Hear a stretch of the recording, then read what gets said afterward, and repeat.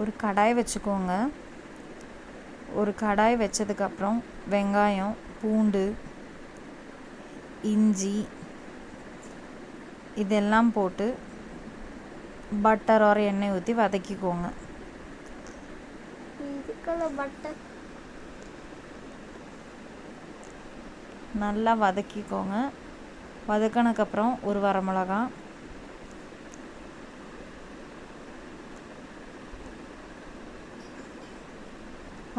உங்கள் காரத்துக்கு ஏற்ற மாதிரி போட்டுக்கலாம். பன்னீர் மசாலாவுக்கு காரம் அதிகம் தேவையில்லை. அதுக்கு அடுத்தது தக்காளி போட்டுக்கோங்க.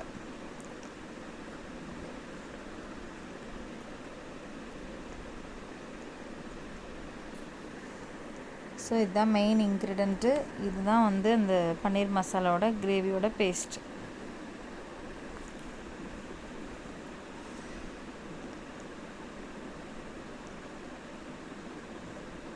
வதக்கிக்கோங்க.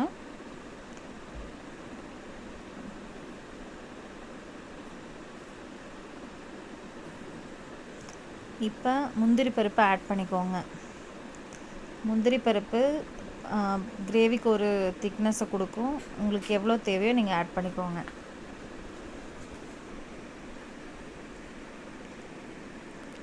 ஆட் பண்ணி அதையும் சேர்த்து வதக்கிக்கோங்க. இப்போ கசூரி மேத்தி, காஞ்ச வெந்தயக்கீரை அதே க்ரஷ் பண்ணி சேர்த்துக்கோங்க. அப்புறம் அதை ஒரு ஓரமாக வச்சுக்கோங்க. பின்னும் அதே கடாயில் கொஞ்சம் வெண்ணெய் போட்டு மிளகாத்தூள், மஞ்சத்தூள், மல்லித்தூள், உப்பு போட்டு வதக்கிக்கோங்க. இது எதுக்காகனா பன்னீரை ரோஸ்ட் பண்ணுறதுக்கு.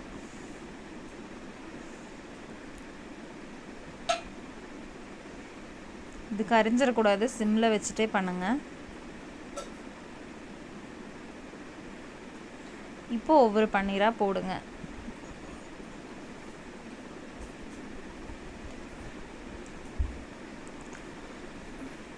அவ்வளோதான்.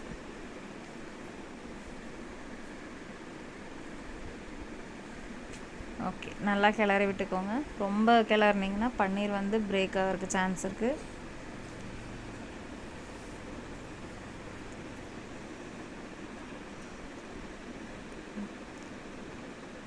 லைட்டாக ப்ரௌன் கலர் வந்தால் போதும். இல்லைன்னா அந்த மசாலாஸ் வந்து பன்னீரில் கோட் ஆனால் போதும்.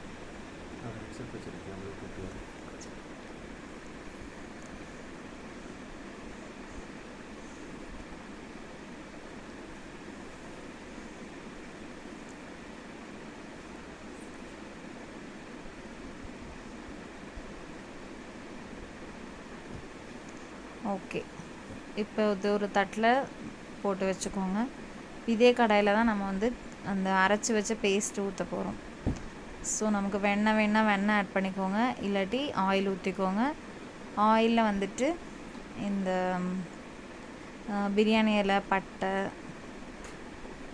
ஒரு பச்சை மிளகா, 2 ஏலக்காய் இதெல்லாம் போட்டு வதக்கிக்கோங்க. அப்புறம் பெரிய வெங்காயம், இதுவும் ஆப்ஷனல் தான். உங்களுக்கு வேணும்னா போட்டுக்கோங்க, இல்லைன்னா டைரெக்டாக நீங்கள் கிரைண்ட் பண்ண பேஸ்ட்டை இதில் ஊற்றிக்கலாம். ஓகே, இந்த பேஸ்ட் அரைச்சாச்சு. நைஸாக அரைக்கணும். இந்த பேஸ்ட்டை ஊற்றி நல்லா கிளறி விடுங்க.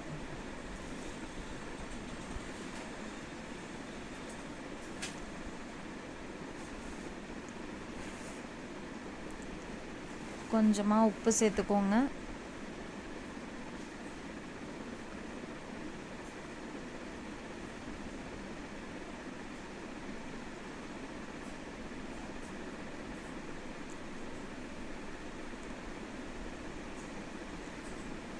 அதுக்கப்புறம் ஒரு ஸ்பூன் சர்க்கரை.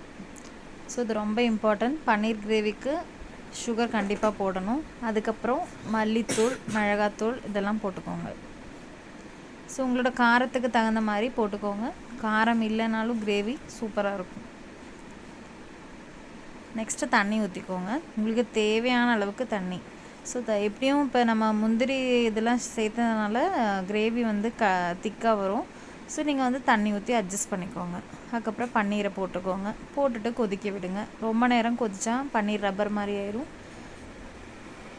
ஸோ கிரேவி நல்லா கொதிச்சதுக்கப்புறம் லாஸ்ட்டாக பன்னீர் போட்டு ஒரு 2 மினிட்ஸ் மட்டும் கொதிக்க விடுங்க.